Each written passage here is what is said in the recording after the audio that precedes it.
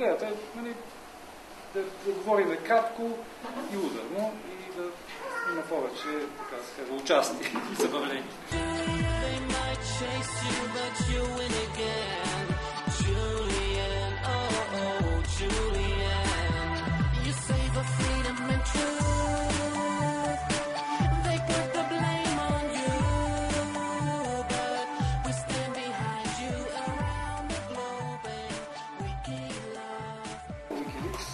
Удивителен момент в развитието на политическото в света.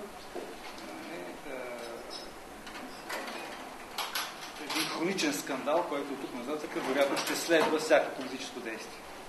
Значи, мисля, че това е само началото. Знаете сигурно, че се дисеминираха такива сайтове навсякъде по света, включително в Париж един български имигрант направи сайт, наречен Balkan Leaks, непрекъснатото подкопаване значи, на легитимност на властта, непрекъснатото втурване в сферата на гражданството на частни субекти. Блогъри, граждани, участници в форуми, хора, които организират групи във Фейсбук и така.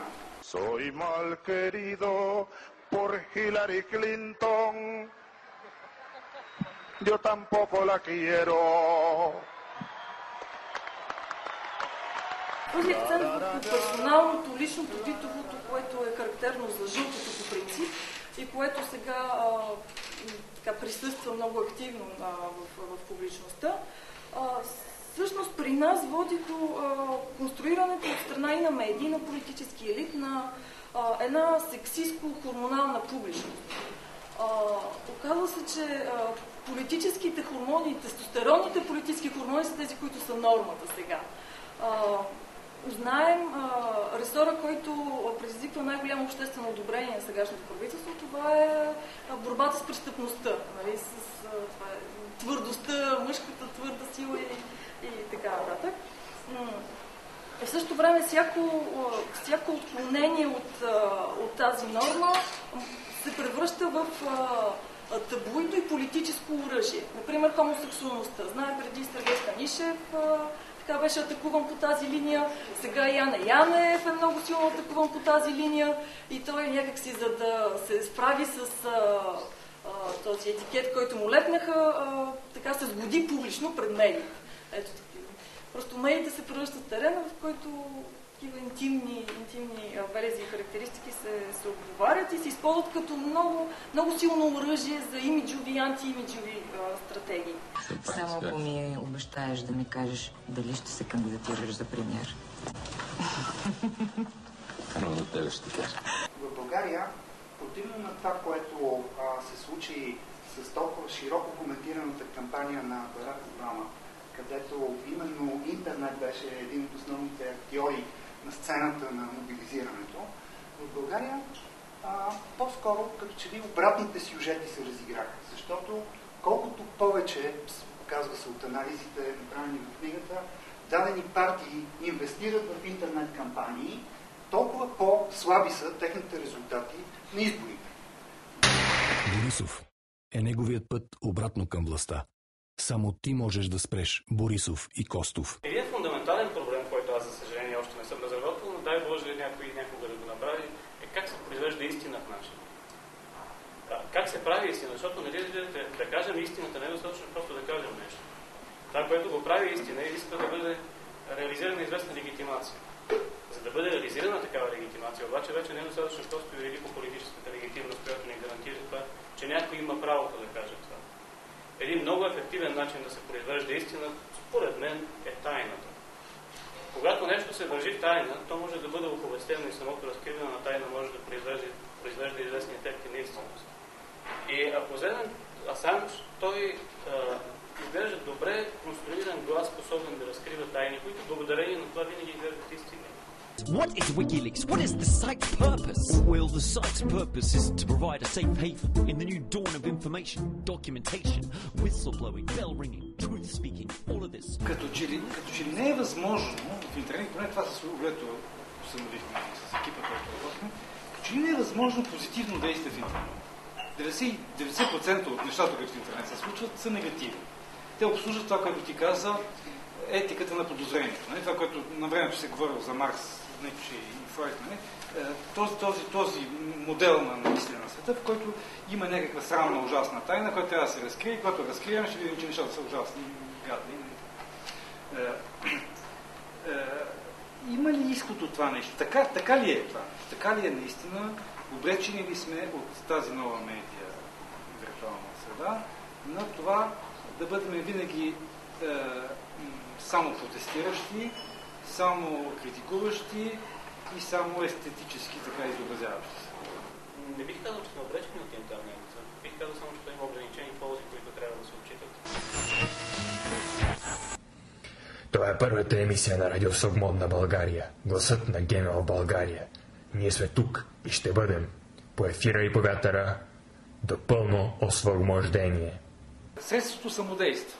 Имаме едно средство, което виртуално мобилизира на хората, то някакси много лесно се използва, много лесно се подписва петиция, много лесно се прави страница на Фейсбук и то някакси само така произвежда някаква реалност, която след това се оказа, че е шеговита или безсмислена. А другата страна обаче и все пак е сериозният проблем на обществото, сериозната промяна в обществата, в които живеем, с които тук в началото се опитах да кажа по някакъв начин. И това е, че ние не сме вече... хората в развития свят не искат да живеят обща съдба. Нямат усещането за обща съдба. Да, кажи. Това разпадане на общностното се компенсира чрез създаване на нови форми. Тук мога да кажа една, която ми се стори много симпатична. Това са така наречените бели вечери. Не знам дали някой е чувал. Гинебло на френски. Какво представляват? Значи отново по интернет се пуска на еди коя си дата от 8 часа, нали, ще има бяла вечеря на еди кой си площад. Има две изисквания, две условия, нали, това да се случи. Първо се избират емблематични места, които са красиви, които носят настроение. И второто е всичко, което хората носят и което слагат на масата, да бъде бяло. Просто и целият площад се покрива с бяло. Всеки облечен както иска, но трябва да е бял. Нали, носят разни столове маси, защото всичко, нали, се носи, чини, всичко трябва да бъде бяло и хората просто, нали, ядат заедно. Но отново организацията е по интернет, отново има събиране на хора без кауза, освен, нали, това общо желание, което също все пак може да се възприеме като някаква неполитическа кауза, да се тъкат нищите на общностно съществуване, чрез моментното, чрез ефемерното, чрез, нали, да преживеем един чудесен миг заедно. С код, който сами игрово си създаваме. Аз много ми хареса това с белите вечери. Много е... Представям си колко е прекрасно в Париж човек да попадне на такава бяла вечеря. Колко е хубаво всеки да е облечен различно, но в бяло и да донесе различна храна, но бяло и това е прекрасно. Ми се струва, че това е основният проблем на обществата ни днес. Че ние много обичаме да правим социалности, но само с тези, които ни харесват. С тези, които са готови да се облекат в бяло. Различно, но бяло, да донесат бяла храна и така нататък.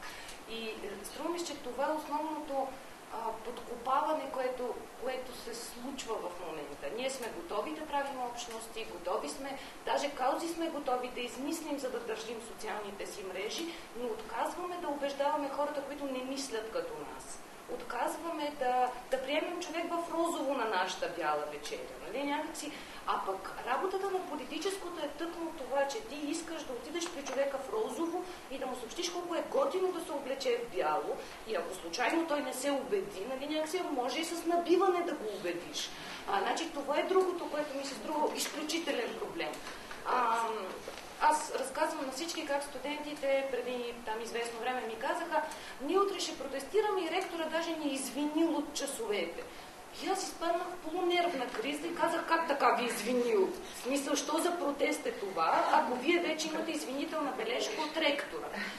И в същия момент виждам, че по телевизията тече този дебат. С едни деца, които се организират в Пловдив, излизат, протестират.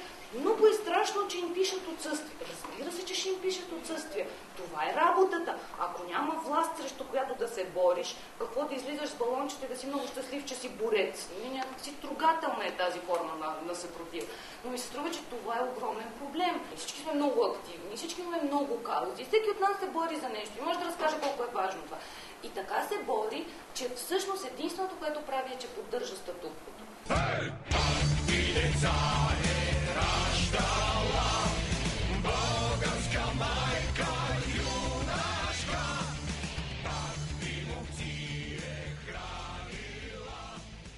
Вместо ние да се убеждаваме едни други, ние сме изместили фокуса на аргументация в друга посока. И това е посоката да убедим медиите. Значи, дискусията е между нас като активисти и медиите, а не между нас и нас. По интернет тръгват някакви неща, коментира се нещо, че е важно, накрая се събират 10, 20, 30 човека, в крайна сметка на малка група. И тази група няма никакъв начин да постигне каквото и да било, ако тя от тук нататък не влезе в някакви преговори с медиите. Тоест, ако не докара журналисти, които като един мегафон да усилят това, което е важно за тази група. Значи дори Wikileaks не може да мине без посредничеството на големите медии. Какво да кажем за малките форми на мобилизация, които в крайна сметка винаги търсят този диалог и това е корумпиращата роля, според мен, на мас-медиите, защото те в крайна сметка принуждават различните групи да преместват фокуса на дискусията от активистите към диалог с медии. И всъщност те правят всичко това, за да произведат на нещо друго, това е за което и Тодор говори преди малко, да произведат някаква новина, да редуцират своята кауза до някакво послание, което е ясно. И тук ще се опитам да направя една връзка с доминиращите жълти медии в България, защото тогава, когато ние на активистко ниво искаме да произведем някаква новина, тогава, когато политическите партии искат да произведат някаква новина, няма значение от нивото, на което става това. В крайна сметка, ние се сблъскваме с нежеланието на жълтите медии да се занимават с новини.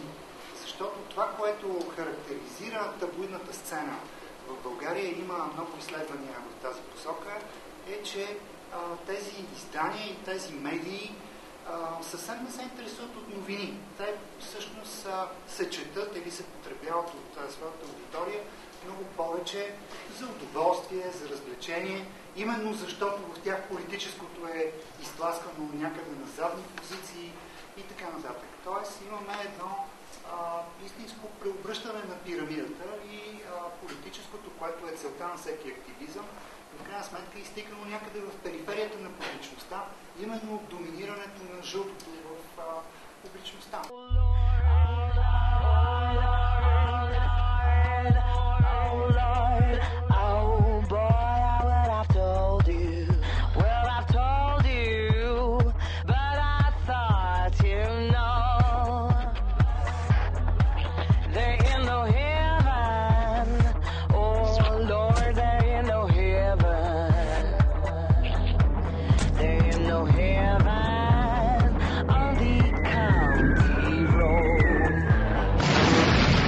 Come play the game with me, baby.